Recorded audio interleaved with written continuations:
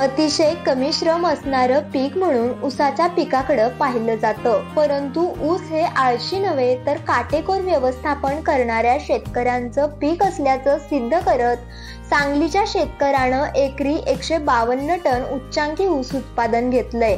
ऊस उत्पादनाचा आलेख उंचावण्यासाठी त्यांनी मेहनतीसह कोणतं सूत्र वापरलंय पाहूयात या व्हिडिओतून। नमस्कार, मी श्रीकांत सुरेश गवळी, राहणार रामापूर, तालुका कडेगाव, जिल्हा सांगली।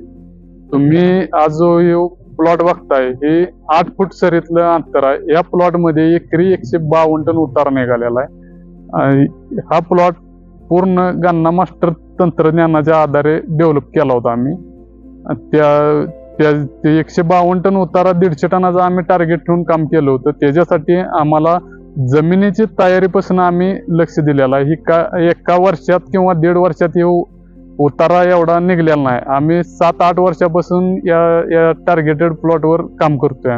2019च्या आधी आम्हाला 60 टन 50 टन लयत लय 70 टन असा ऊस निघत होता। त्याच्यानंतर 2019ला पहिल्यांदा 125 टनाचा उतारा निघाला। त्याच्यानंतर आता गेल्या वर्षी 140 टन आणि आता या वर्षी चालू वर्षी 152 टनाचा उतारा निघाला। प्रगतशील शेतकरी श्रीकांत गवळी यांना शेती कामामध्ये पत्नी, मुलगा आणि आई वडिलांची मोठी साथ आहे। गन्ना मास्टर तंत्रातील तज्ञांच्या सल्ल्यानं आणि संपूर्ण कुटुंबाच्या कष्टानं ऊस उत्पादन वाढीचा आलेख उंचावणं शक्य झाल्याचं ते सांगतात। प्रयोगशील, अभ्यासपूर्ण आणि करेक्ट व्यवस्थापन करत श्रीकांत यांनी ऊस उत्पादन वाढीत भरारी घेतलीये।